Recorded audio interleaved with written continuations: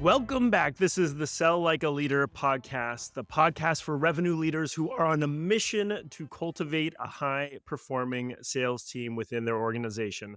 I'm your host, David Kreiger, founder of Sales Roads, America's most trusted sales outsourcing and appointment setting firm. Today, I'm thrilled to have an amazing revenue leader who I've gotten to know over the past few years, Terry Lee. Terry is the vice president of Protecht North America. He joined in 2022 to facilitate their growth, bringing extensive experience in governance, risk, and compliance. Prior to joining Protecht, Terry served in various sales leadership roles, helping build sales departments for companies, including Origami and SAI Global. Terry and I have gotten to work together over the past 2 years at Sales Roads. He's an amazing guy, an amazing sales leader. And I'm just excited to hear his insights on bringing a product to market in another market. So Terry, thanks so much for being in the show. Thanks, David. It's great to spend time speaking with you. And I share your feeling that I feel like we've gotten really a great opportunity to get to know each other and to work together and to really change the course of the company for the better. It's been a wonderful relationship, and we're just excited what Protecht's doing and what you've done, which is just phenomenal. So let's jump into it. I think that a lot of sales leaders, as they're trying to think about bringing a product to market, they think about finding product market fit for a new product. What you've done amazingly throughout your career is take something that has been proven in one market and bring it to a new market. So for Protecht, started in Australia, bringing it successfully to North America. And so thinking about it through that, what are some of the first things that you're thinking about as you are making that transition for a company and bringing them into a new market? I think the first thing is actually maybe not something that most people would really think about, which is who's running the company. So before you become a leadership member to bring a foreign software company into North America, it starts with who's actually leading the company and what is that personality like? And do they really grasp and understand not just how hard this is going to be, but how all of their timelines are going to be pushed aside because it's probably going to take longer and cost more than they actually imagine. So for me, it begins with the leadership team and then their ability and willingness to accept changes to their plan and to understand that there's going to be curveballs along the way. Once that's out of the way, and I bring that up because that comes up in the interview process. You have to get to know them enough in the interview process to determine if you really think it's going to work. And it does matter, of course, what the product is. It always does. But if you have any reservations about the leadership team and their ability to actually execute this plan, then you shouldn't take the gig. You shouldn't do it because you're going to fail. You by yourself are not going to be able to make it successful unless you have a really strong leadership team behind you. So I think in my case, I've been fortunate to do this. Beyond that, once you get going, there's so many things that you need to address. You have to address the talent that you hire. Those first few hires are critical. You have to absolutely positively understand product market fit. That's extremely important as well. So I think that's really an interesting place to start because I think, as you mentioned, I don't think people would have necessarily thought that, but I think it is so critical, especially in a leadership role where you need to both have the support, the maneuverability, and the patience, the person who is you're reporting into. And if you don't get those things, you could have the best strategy in the world, but they, after a few months, might say, listen, this isn't working, and you don't have the support or the time or the room to be able to do it. So I'm glad you brought that up because I don't think that is something that people do think about first. They think about the product. They think about whether they can do the job, not whether they're going to necessarily have the support to do the job. So once you feel that you do have that support, what is it that you're trying to tackle first? How are you developing that strategy and that vision for where you want to take the company in that new market? There's a period at the beginning of a period of time. Some people may call it the honeymoon period. I just think of it as the planning period. You have a limited period of time to really get your arms around the task at hand, to understand the addressable market, to understand the go-to-market strategy, which means you have to work very closely with your marketing team. And of course, to understand product fit. And then you have to get to work, which means now all the hard work starts. For me, that always begins with lead generation. It always begins with writing messaging and executing a lead generation program to see if other people outside of your organization are interested in the product and the service that you have to offer. Because if they aren't, until you talk to 30, 40, 50, 100 people, engage their response to your offering. There's a gentleman I did some volunteer work with who ran a think tank, an incubator actually in Atlanta. And he used to say to me, until you test your ideas with real potential buyers, it is simply a fantasy in your head.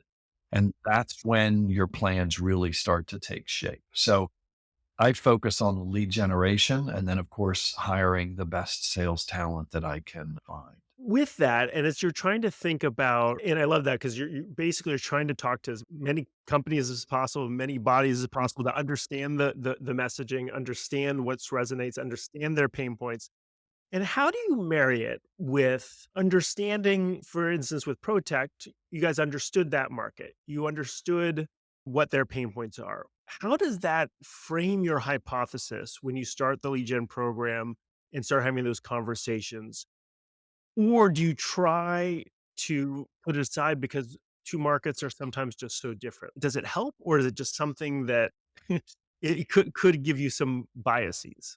All the research that leads up to your go-to-market strategy that builds your program, and all that research goes into the messaging and the strategy that you're going to actually use to talk to those people.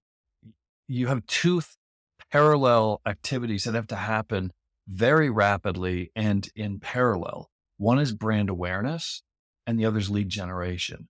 When we came to the North American market, we were working with a marketing company here to build brand awareness. And in that kickoff call, and this was probably the second week I was with the company, the CEO of that marketing company said, I can focus on brand awareness. I can focus on lead generation. What do you want? And I said, leave lead generation to me. I need you to work on brand awareness, because what happens is you end up making 1,500 phone calls a week to people who have never heard from you before. And you have to understand and you have to accept that this is going to go on for probably 2 or 3 years until brand awareness catches up and ultimately surpasses. And then people start to pull from you, meaning they go to the website, make demo requests. They reach out to you on LinkedIn and say, I heard your name. I want to learn more about you. That process of building brand awareness, it is a painfully long and difficult process. And unfortunately, you can't easily measure it. You have to look for the signs of it, typically through your lead generation activities. You've got to be able to have both of those things going at the same time, lead gen and brand awareness, so that you can build a pipeline of opportunity for the organization. When you're thinking about the lead generation program, and you've come into this a few different times, what are you trying to do? How do you structure it? How do you build that? How do you think about it? Are there any key things that you think through as you're trying to build that from scratch as one of the very first things that you're doing Hmm. when you're bringing a company to market in North America?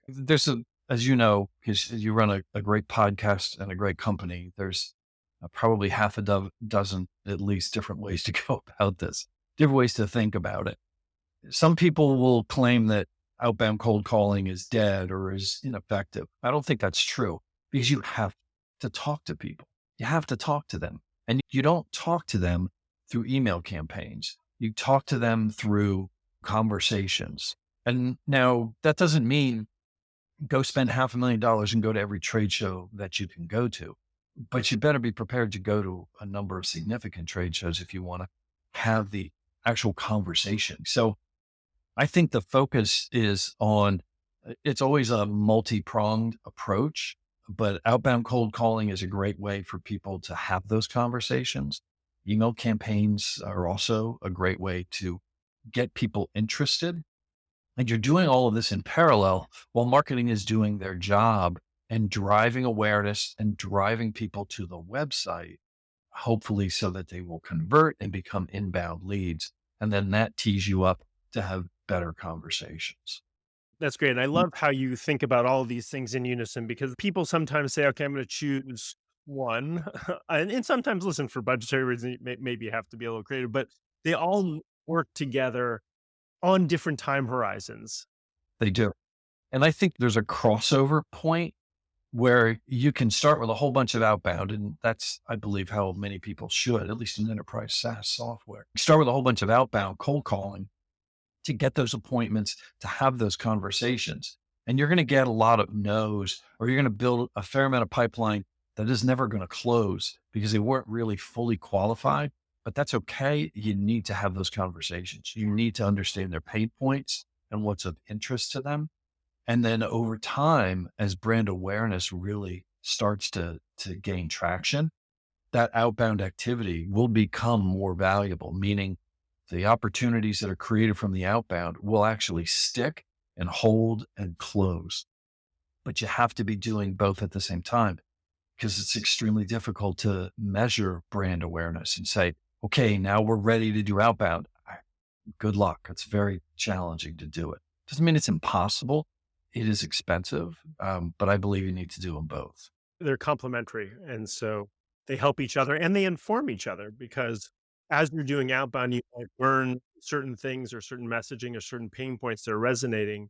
You feed that back to marketing and they can leverage that and vice versa. They might be seeing certain traction on certain types of things that they're doing it, whether it's Yeah. display ads or emails, and it can become not only mutually reinforcing, but make both channels better. Yeah, I agree. So you also brought up talent, which obviously is really important in getting the best sales talent. How do you look at sales talent, especially early on? I had an interesting conversation on the last podcast about you look for different skill sets at different times in the company. If it's a very early stage company, you might look for somebody who's maybe more curious because they're trying to learn and whatnot. Later stage, you might look for someone who's just really about the process and really good at following the process. When you bring an existing enterprise SaaS solution to a new market, how do you look at the hiring with AEs? Who are you looking for to be on your sales team when you're bringing a company to America?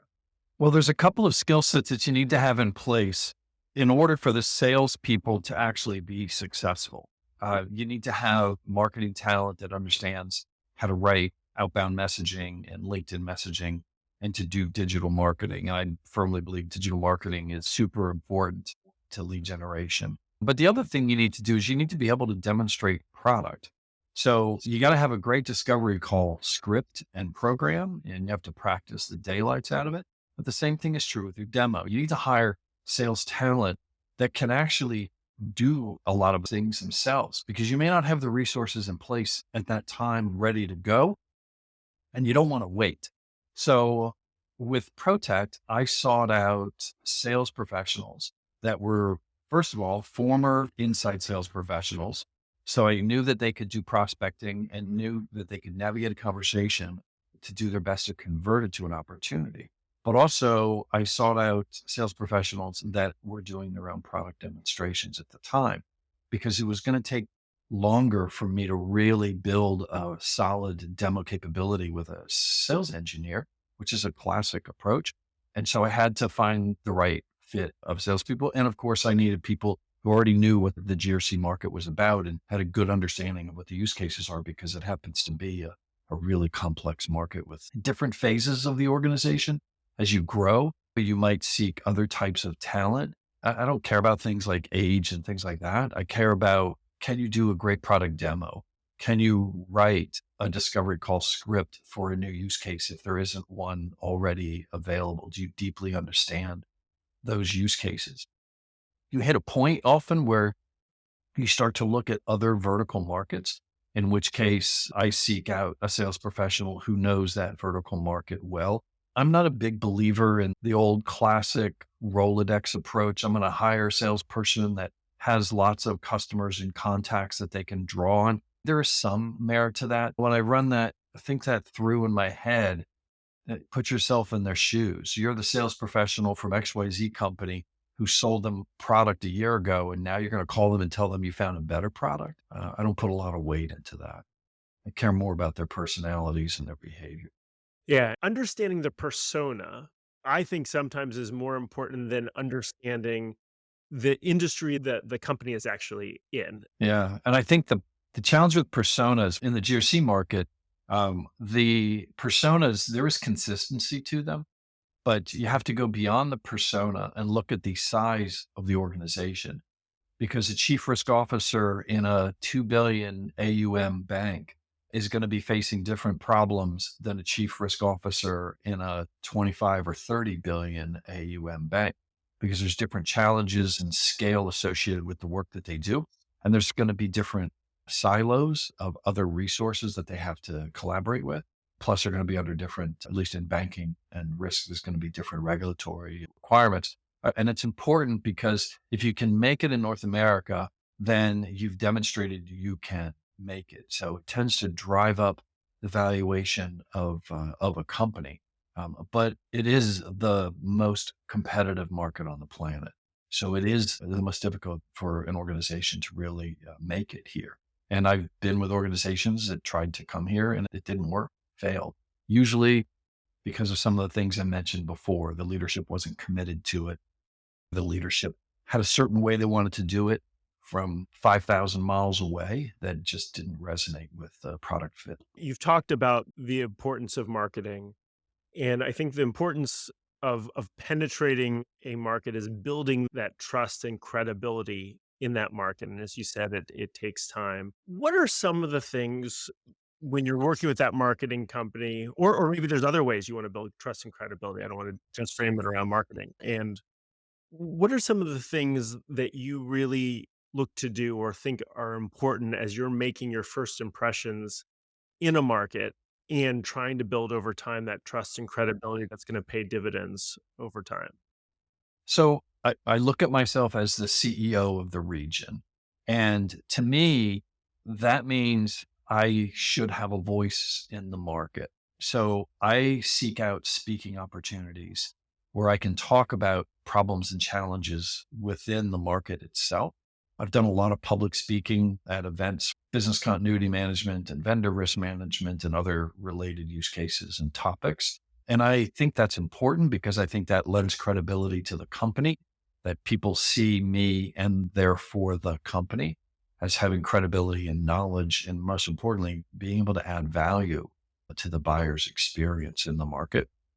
I think that's important. And it doesn't always have to be me, but it has to be. Somebody has to be out there vocal and speaking and commenting and blogging and really raising awareness that sure, it's software, but, and you see this with some enterprise SaaS companies, when you dig in and they realize, for example, that they don't have a lot of deep knowledge in risk and compliance and the use cases, they're, for better or worse, they're just a software company. They're not a subject matter expert who's going to advise and guide the client over the next 6 or 7 years. We try to build that persona and capability of the company. And the other thing we do, of course, is we really focus heavily on building long-term relationships, partnerships with our customers, because you're going to need them as references. So you need high degree of focus. You have to stay within a particular vertical market to build expertise, but also to be able to use them as reliable references to expand within that vertical market. If you chase every vertical market that moves, you're never going to get there, because a customer in manufacturing is not a reference for a bank, just like a bank is not really a great reference for somebody in manufacturing or healthcare or logistics. So you have to stick to a plan, or at least the first couple of years before you start expanding. I think that's a really powerful mindset and way to try to go to market. I want to go full circle on a few other just tangible things here. And so you're coming in and you had to make a few decisions. You decided you were going to hire the marketing company, you're going to do lead gen. And how did you approach those decisions of building the team, hiring salespeople, potentially building a marketing team or a lead gen team in-house versus outsourcing? What was your mindset around how you build a team and how you start up basically in some ways a new organization? So first, we had a plan. The company had a plan for penetrating North America before I was recruited and hired for the role. And the first thing we did was go through that plan and tear it apart. And now that they had hired me, someone with experience in the market, I was able to challenge them on certain decisions that had been made. What's interesting is it did not dramatically change the plan. It was a fantastic plan that the company put together. Going back to what I said about having the right leadership team behind you. And we tried a few things fast. Some of them didn't work out and we changed. For example, we hired sales roads. At the same time, I hired my own inside salesperson on staff. And with a division of labor between what your team was doing and what my inside sales rep was doing. And over a few months, just by digging through the data, because I have a saying that data don't lie, it was clear that my own inside sales resource was not tooled well enough to be able to execute at a high degree of performance like your team could. So we changed resources. We let that person go and shifted the budget over to increase the headcount at Sales Roads. That was not something that we had planned to do. We thought that we would stick with a small team in-house and an outsourced team as well. The one thing I was clear about was we can't build a big inside sales team, in my opinion, of internal resources unless you're prepared to also hire someone to manage that team. Because my feeling is once you get to about three inside salespeople, you have to have somebody dedicated to overseeing and managing that team because they need to be able to pivot and make changes in direction and messaging and strategy almost daily if necessary. And you can't, in my opinion, run the inside sales team of that size internally and run and build the sales organization and work with marketing and product all at the same time. You have to pick where you're going to focus. In my case, it was revenue generation and pipeline build with the sales team, plus lead generation with your team and marketing. So the benefit of outsourcing to sales roads was I had 100% confidence in your team's ability to actually run and manage the team. That's been a big boon. So we changed gears a little bit there. We also made some changes in some of the marketing strategy. We thought we were going to do a whole bunch of marketing events, and we started doing them and then started feeling like chicken and the egg thing between brand awareness and lead generation. And there's an expectation that you're going to generate solid opportunities from your live conference events. I personally think that, sure, that's great, but you're really there for brand awareness. But it's a very expensive way to get brand awareness. So we pared our strategy back, less regional, small events, which can be effective, but they take a lot of resources and they eat up a lot of budget. And instead, just a couple of large annual events that are really focused on our target market, and then shift that other budget for those regional events back into digital marketing. And the last thing I want to ask before we get into our rapid fire questions is to go completely full circle to your first answer. And you talked about how it's really important to have the right leadership that is behind you, has the right vision, has the right types of patience, is going to put the right type of budget. At the same time, you've got to report back to them. You've got to communicate progress, results through that period of time. And so, what are some of the best practices to make sure that you're able to report back, show the progress, even if it takes a while, especially when sales cycles are long and things like that. So you've touched on something that's super important, and that is that the people that you work for aren't here, often thousands and thousands of miles and many time zones away. And in my case, right now, there's a 14-hour time difference between me and Sydney, Australia, where the leadership team sits. And that means that our meetings are held in the evening, Eastern time. My 6 p.m. is their 8 a.m. the next day, and which means I work several evenings a week because it's the only time we can speak to each other. So we established a weekly, we call it a cadence call. We established a weekly cadence call, and it's basically a review of the previous week's activity for the leadership team, and it's wide open. So the thing about opening a region is you have to be patient, and you have to accept what might feel to some like micromanagement or intense scrutiny of your decisions and activity. It's necessary. It's necessary because they can't walk down the hall into your office and ask you a question or see what's going on at a particular event that happened at maybe a big demo that you had at 10 o'clock Eastern time that morning because they were asleep during that demo. So you have to communicate often, but you have to communicate precisely and crisply, which means I don't message my CEO 10 times a day on Teams. As we get towards closing on opportunities, the frequency will kick up so that he always knows where we are with our pipeline and our opportunities and what our forecast is going to be. But the weekly cadence is really good. And we cover every aspect of the business. We cover sales, marketing, implementation, customer success, advisory, and support. We do it in about 35, 40 minutes once a week. We've gotten really, really good at it, which of course means you have to have a really great set of reports that people who aren't here can easily see. So we use the usual CRM tools plus a couple of others to make sure that we are really capturing what's going on and reporting it. All right, Terry, let's jump into the last part of our podcast that we like to do with our guests. So we'd like to ask a few rapid fire questions. And so I'm going to shoot a few things at you and we'd love to just get your perspective. Sound okay? Sure. Shoot, fire away. So first is, what is one thing that people don't give enough value or attention to in leadership? People. The people that work for you have lives outside of what they do for their salaries and compensation, and that influences their behavior. You have to be empathetic and take an interest in those people. Try my best to build an environment where everybody on my team would be willing to go through a wall for me because I will do the same for them.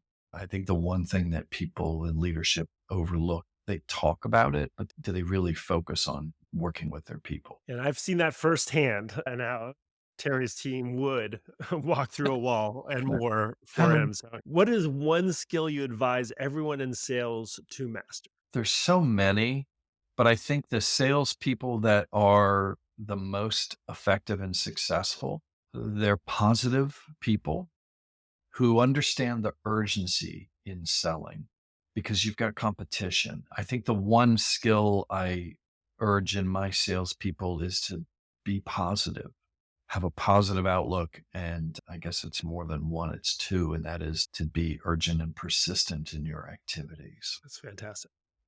Favorite business leadership or sales book? There's so many. I think my favorite, which is not actually a sales book, but it is a book called Obviously Awesome by April Dunford. It's about product fit and it's an easy read, meaning it's really well written. I've heard her speak half a dozen times and I think she's brilliant and she's a really wonderful person, but definitely Obviously Awesome by April Dunford. You'll learn more about product fit, which translates into sales than any other text that's out there. I will check it out. I have not heard that one. What's your favorite quote, mantra, or saying that inspires you as a sales leader? So I think it's probably one that I came up with myself in the heat of the moment years and years Okay. ago. And it was in a conversation with a sales team, and they were going on about all the things that were wrong in the product, the organization, the pipeline, and marketing. And I stopped the team and said, hold on a second. Everything cannot suck at the same time. The universe will not allow it. And I firmly believe that. You might think that you don't have enough leads, that the conversations aren't working, or you're struggling with demonstrations, whatever. Okay, you have problems and challenges, but that's why people pay you to come solve those problems every day. Everything cannot suck at the same time. That is fantastic. What is the most important goal or project you're working on right now? I'd say right now the company is in a period of really hyper growth. So everything that me and my team do has to be done to the absolute best of our ability.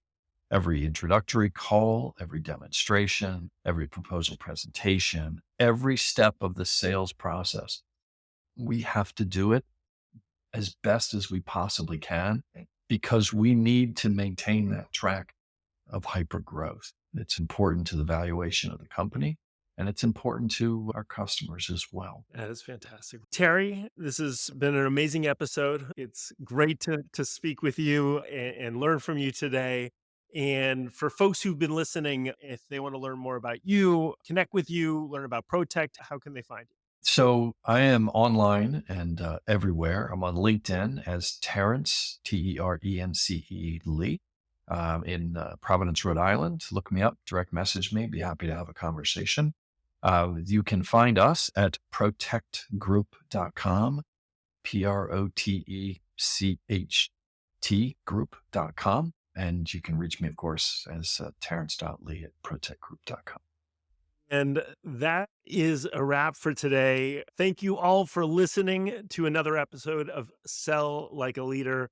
If you like what you heard here, don't forget to subscribe on your platform of choice. And please always feel free to reach out to me on LinkedIn with any thoughts, feedback. Always love to hear from our listeners. Thank you so much for joining us today. Thank you, Terry, for your time. It was great chatting with you.